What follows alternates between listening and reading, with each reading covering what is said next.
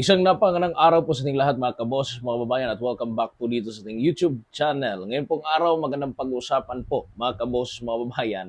Ito pong ulat, no?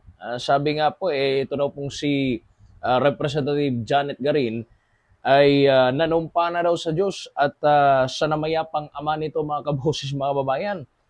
Dahil daw di umano'y wala itong natanggap na malita, mga kaboses, mga babayan. Ayon po sa kanya, dito po sa ulat, mga kabos, mga babayan, mariing itinanggi ni Iloilo Representative Janet Garin ang aligasyong nakatanggap siya ng perang inihatid umano sa pamamagitan ng mga maleta at umabot pa sa panunumpa sa Diyos at sa alaala ng kanyang namayapang ama upang pabulaanan ang paratang.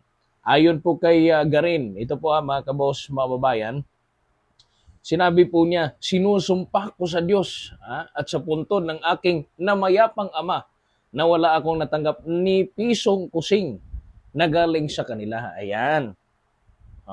Iginiit ni rin na walang katotohanan ang mga akusasyon at nanindigan raw po itong wala siyang natanggap na namang halaga mula sa mga taong idinadawit sa usapin.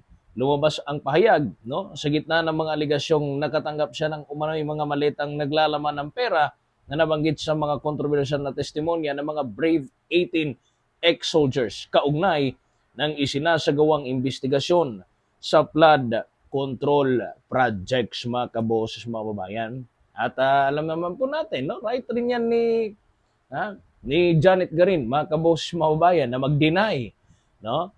Ito naman na talagang gobyerno natin sa Pilipinas, lahat ng mga politician, mga kabos, mga babayan, kapag may allegations, automatic kaagad yan, mga kabos, mga babayan, na nagde-deny, no, sa mga allegations, lalo na kung nadawit na sila. Ano po, mga kaboses, mga babayan? Isipin mo, nadamay pa yung Panginoon, pati yung tatay niyang Yumao, mga kaboses, mga babayan, no, sa kanyang pag-deny.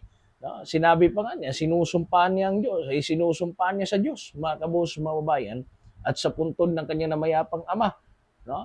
At iginiit na wala talaga siyang natanggap na ni pisong kusing, mga kaboses, mga kababayan. No? Pero sa investigation, hindi naman importante yan, mga kaboses, mga babayan. Hindi porke nanumpa ka, wala na, malinis ka na. Ano po, napakarami pong mga nagpakasanto-santo o talagang nag-aanghel-anghilan, mga kaboses, mga babayan, no? Na mga public servant o mga politician, mga kaboses. Alam po natin yan. Napakarami pong nagkukunwaring mabubuti. Pero yun pala, mga kaboses, mga babayan. Hindi ko sinasabing si Janet ka rin, mga kaboses, pero napakarami po, mga kaboses, mga babayan. Marami po, ano po, marami. No? Marami sila kung tumatakbo nga para nga silang sugo ng Diyos kung makapagsilita, mga kaboses, mga babae, napakaganda, no? Napakaanghel pakinggan, kaya tayo nabibilog ang utak natin, no, sa mga taong ito, mga kaboses, mga babayan. Pero mantakin niyo po ito, mga kaboses, mga babayan, sa korte po, sa congressional investigations, hindi naman po panunumpa, ano po ang basihan sa innocence or guilt, mga kabos, mga babayan. Ang mas importante pong tinitingnan ngayon, lalo na po sa investigasyon, yung mga dokumento, yung mga bank records, yung mga witnesses, yung mga CCTV footages, mga money trail, at mga corroborating evidence, mga kabos, mga babayan. Kasi kahit ano pa kasinsir, no?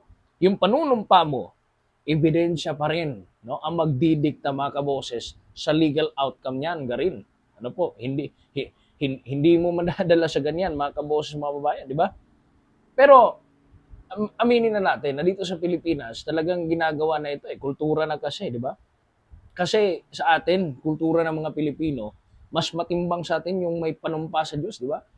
Kung nakikita natin, parang ano talaga kung tayo yung makikinig, mga kabos, mga babayan, parang talagang nakikita natin na talagang yung sarili niya ay talagang pinapasa Diyos na niya yung mga aligasyon, di ba? Para magmukhang mabuti talaga, mga kabos, mga babayan.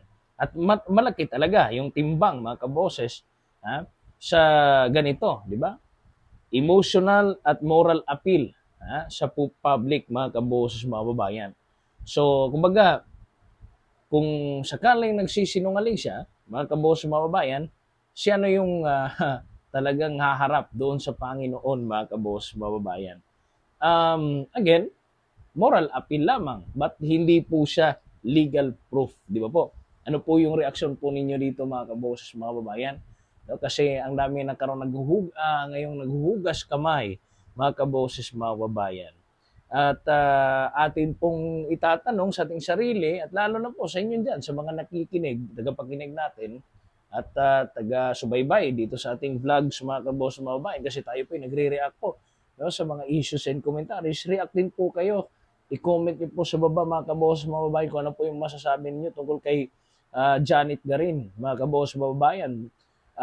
Talagang papaniwalaan ba natin? Kasi kapag public official, hindi sapat talaga yung denial lang, mga kaboses, mga babayan. Hindi rin po sapat, no, accusations lang. Ang kailangan po dito, transparency, due process, evidence-based na investigation, mga kaboses, mga babayan. Ano po, yan po yung pinaka-importante. Kasi kung wala pong ebidensya, talagang political, mga kaboses. Pero kung may supporting evidence, maliban na lamang po, may supporting evidence, kailangan rin sagutin with facts. Hindi mo pwedeng sagutin yung ebidensya na nanumpa na ako sa Panginoon. Hindi ganon, mga kaboses, mga babayan. O, maliban na lang, alam natin itong justice system sa Pilipinas, selective. No? Siguro, kampante kasi nasa administrasyon, mga kaboses, mga babayan, at alam naman po natin, yung mga nakukulong ngayon, nasa kabilang blocks, mga kaboses, mga babayan, di ba?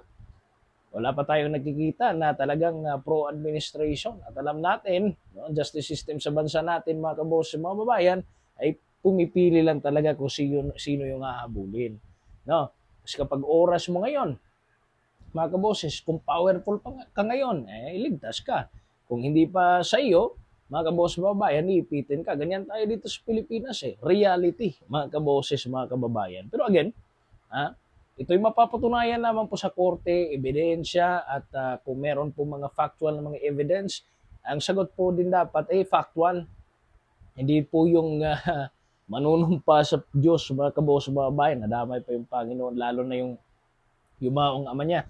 At alam naman po natin na ito pong si Jagarin, sikat na sikat po sa mga kontrobersya. Kung na-remember niyo po yung Dingbak siya, ano po, nung panahon pa po ni Pinoy, mga kaboses, mga kabayan, yun po, napakalaki po kasi siya po ang Secretary of Health noon na panahon ng Administrasyon Benigno Aquino III, mga kaboses, mga kababayan. Naging national controversy po yun. Dumaan po yun sa congressional hearings, mga kaboses, mga kababayan. May mga cases din po no, na isinampa laban po sa mga opisyal, mga kaboses, mga kababayan, kasi napakarami pong biktima ng Dingbak sa vaccination, mga kaboses, mga kababayan. Binabalik po ito. Palagi po itong binabalik no, sa kanya, mga kaboses, mga kababayan, na issue. At nitong bago lang, ito pong flood control. No? Flood control allegations, mga kaboses, mga kababayan. Andun nga, yung pangalan niya sa testimonya ng mga dating sundalo na tinawag po na Brave 18, yung 18 Marines, mga kaboses, mga kababayan, na ito raw si Janet Garin ay nakatanggap, allegedly, mga kaboses, mga kababayan, ng mali-malitang pera. Sa ngayon, allegations pa lamang yan, wala pang conviction, wala pang final court finding, mga kaboses, mga kababayan. Kaya karapatan pa niya mag-deny, mga kaboses, mga kababayan. Ang importante dito ay lumabas sana yung katotohanan. Ano po? Seryosohin ang mga investigasyon. No? Hindi yung parang unfair na mga investigations, mga kaboses, mga babayan. Kasi tayo mga taong bayan, naghihintay ng sagot, ng katotohanan para mabigyan po ng hustisya yung mga pagkamkam po nila no, sa kaban po ng ating bayan, mga kaboses, mga bayan. At hindi po natin hindi po natin hahayaan na tayo pong lahat ay palagi na lamang po maging biktima ng korupsyon kasi napakahirap na po, mga kaboses, ng ating bayan. Meron pa tayong mga tawag nito, mga kaboses, mga bayan, mga hindi matapat, no? Hindi tapat na mga opisyal ng gobyerno, mga magnanakaw, mga kaboses, mga bayan. And I hope all of these allegations, mga kaboses, ay sana po no, na marisolba. Ano po mga kaboses, mga babayan. Kayo po, ano po yung reaksyon, opinion po ninyo? Maraming salamat po sa inyong pakikinig at yan po ang ating reaksyon para sa isyong ito, mga kaboses, mga babayan. Ako po si Kaboses Wins at kayo po'y nakikinig at nanonood dito sa Standpoint Analysis. Maraming salamat po sa inyong lahat and bye-bye.